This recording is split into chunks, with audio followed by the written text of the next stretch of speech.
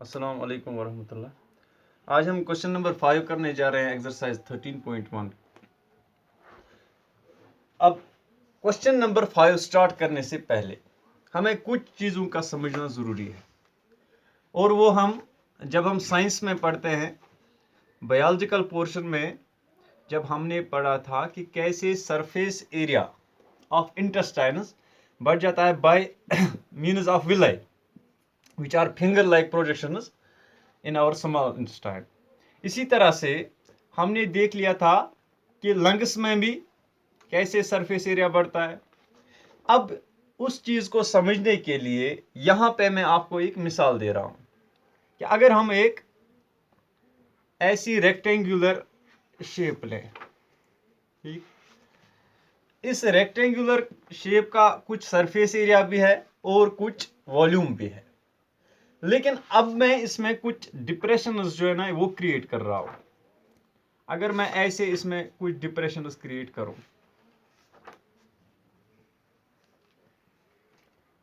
अब चूंकि मैंने इसका वॉल्यूम कम किया, यहां से मैंने ये डिप्रेशन उठा ली और यहां से ये वाली डिप्रेशन उठा ली, मीन्स इतना वॉल्यूम कम हुआ यहां पे और इतना वॉल्यूम कम हुआ यहां पे, लेकिन जो सरफेस एरिया है ये बढ़ गया।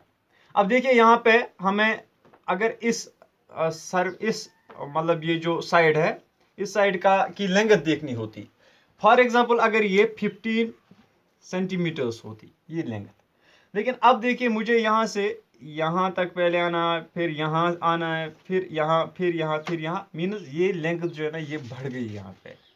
इस तरह से जिस तरह से लेंथ बढ़ गई, इस तरह से सरफेस एरिया में भी यहाँ पे इजाफा हो गया।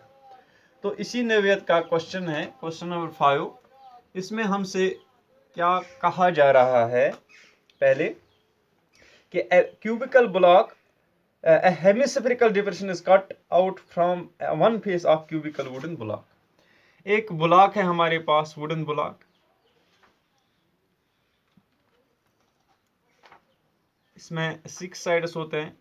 कल भी हमने एक ब्लॉक के बारे में पढ़ा था, क्यूबिकल ब्लॉक के बारे में।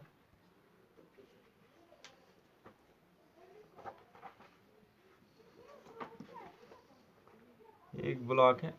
अब देखिए इसमें जो 6 साइड्स है, एक साइड में हमने एक डिप्रेशन यहां से क्रिएट की, इस साइड में आप देख लीजिए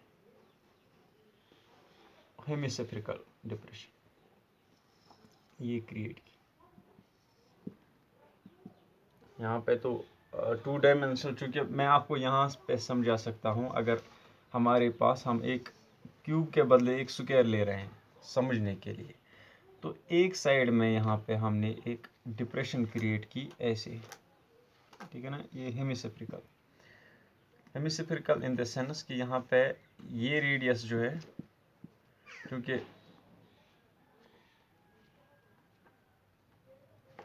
ये साइड अगर मैं मान लूँ तो ये आधे तक ही यहाँ पे आ जाएगा, क्योंकि रेडियस है। तो इस तरह से हमने एक हेमिस्फेरिकल डिप्रेशन यहाँ पे क्रिएट की। अब डायमेंशंस जो हमें दी गई है वहां से, उनके मुताबिक क्या है कि the diameter of the hemisphere is L। Diameter of hemisphere, जो हमने हेमिस्फीयर इसमें से क्रिएट किया वुडन ब्लॉक में से, दैट इज L। इसका मतलब है L यूनिट्स हम लिखेंगे, क्योंकि सेंटीमीटर्स या मिलीमीटर्स या किलोमीटर्स में कोई जब यूनिट हमें नहीं दिया गया होगा तो हम डायरेक्टली यूनिट लिखते हैं। इसके बाद अगर हम देखेंगे रेडियस इसका कितना होगा, रेडियस ऑफ हेमिस्फीयर तो हम R लिखेंगे, that will be equal to L/2, इतने यूनिट, ठीक है ना, L/2 units is equal to the edge of the cube. जितना क्यूब का एज है, इसका मतलब है कि क्यूब का एज भी कितना है, that is L units. Edge of cube that is equal to diameter of hemisphere, यहाँ पे लिखने की जरूरत नहीं है, is equal to L units, ठीक है ना। इसके साथ साथ determine the surface area of the remaining solid. अब यहां पे जो सॉलिड रह गया, ये डिप्रेशन कट करके, ये डायमीटर है, ये रेडियस हो गया, तो इस तरह से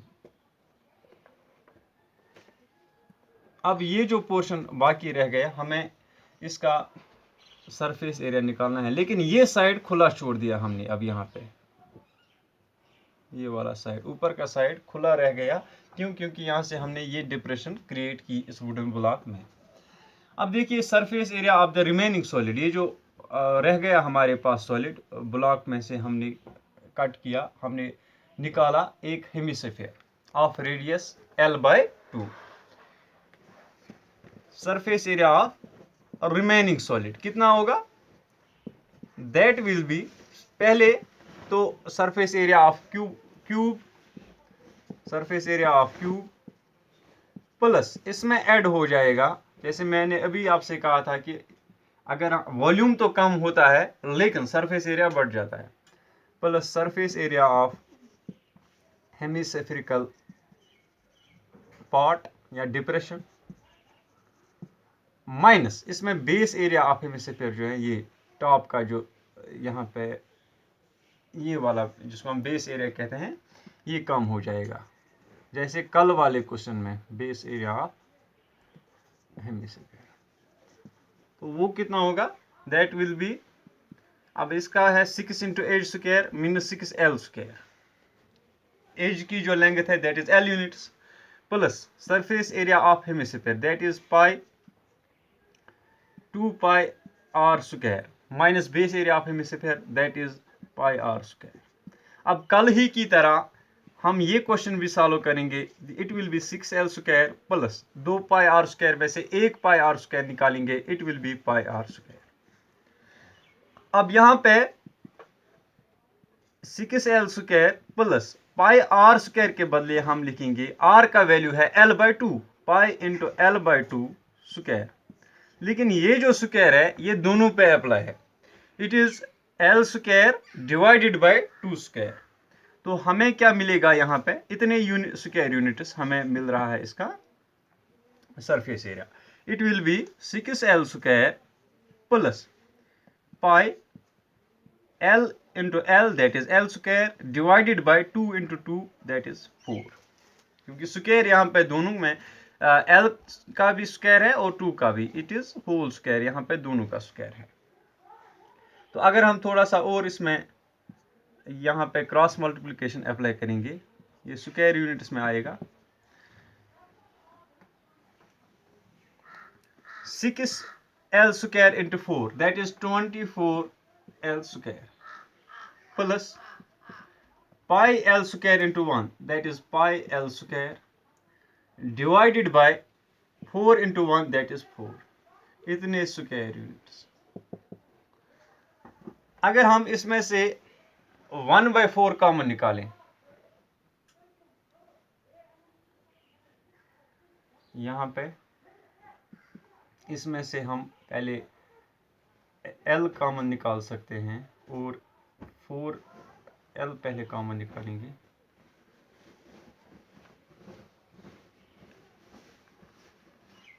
L² तो अंदर क्या रह जाएगा? It will be 24 plus π divided by 4 है, डिवाइडेड बाय 4 को हम ऐसे भी लिख सकते हैं 1/4, या आप डायरेक्टली डिवाइडेड बाय 4 लिख सकते हैं। तो इतने स्क्वायर यूनिट से हमें जो रिमेनिंग सॉलिड है, it is the surface area of the remaining solid.